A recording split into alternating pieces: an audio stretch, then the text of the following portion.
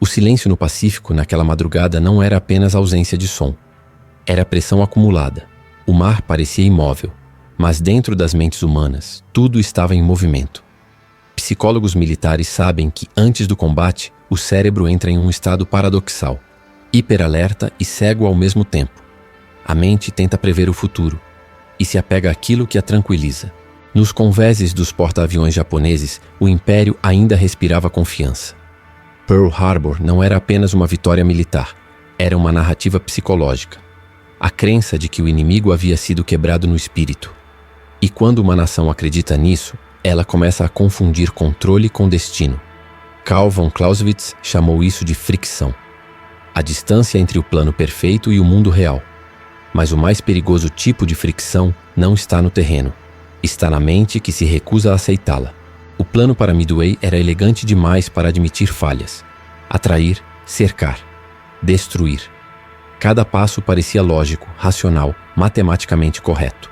E justamente por isso, tornou-se um abrigo psicológico. Um lugar confortável onde dúvidas não eram bem-vindas.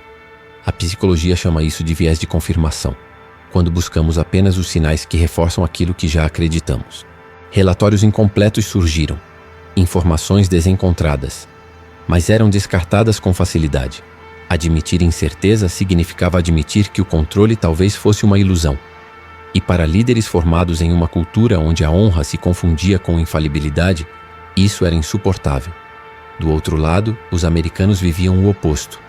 Não havia ilusão de controle. Havia consciência da própria fragilidade. Pilotos dormiam mal.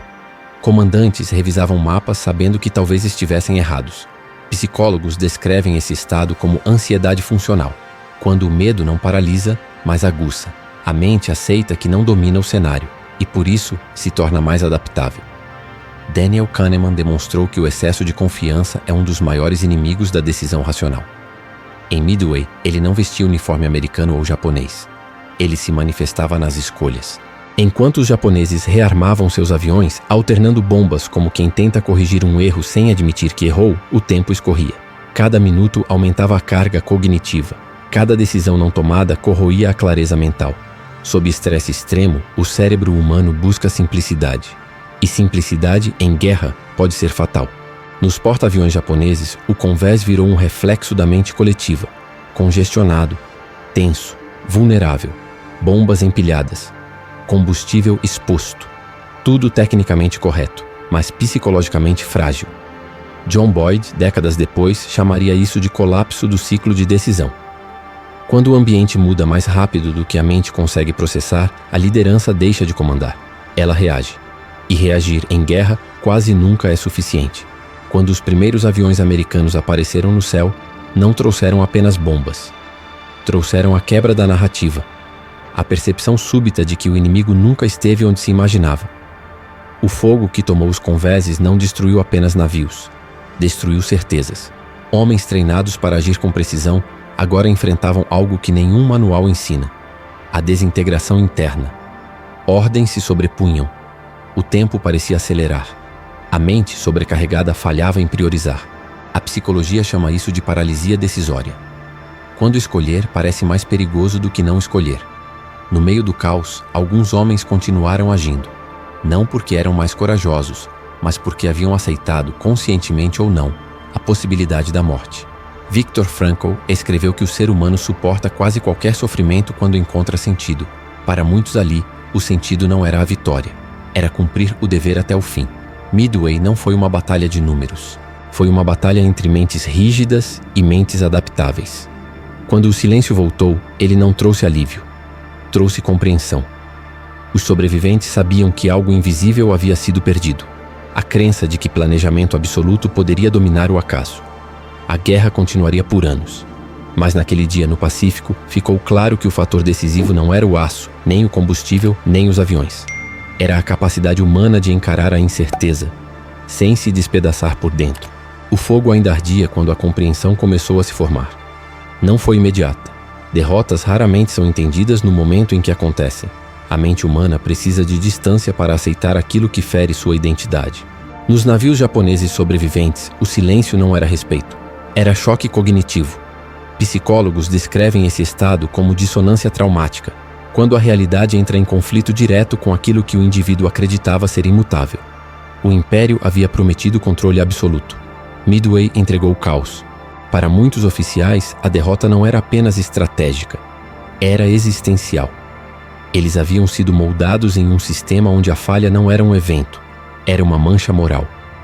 E quando a guerra exige adaptação, culturas baseadas em infalibilidade sofrem mais do que aquelas baseadas em aprendizado.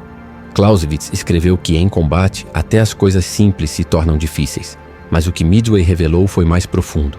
Quando a mente se recusa a aceitar o erro, ela transforma a dificuldade em colapso. Do lado americano, a vitória não trouxe euforia imediata, trouxe exaustão. Pilotos que haviam decolado esperando morrer agora encaravam o vazio após a sobrevivência. A psicologia chama isso de sobrevivência paradoxal, o momento em que o corpo relaxa, mas a mente entra em atraso, tentando alcançar o que acabou de acontecer. Homens tremiam sem saber porquê. Outros riam fora de contexto. Alguns ficavam em silêncio absoluto. Nenhuma dessas reações era fraqueza. Eram respostas neurológicas ao estresse extremo, quando o cérebro libera a tensão acumulada de formas imprevisíveis. A diferença estava no significado atribuído ao evento.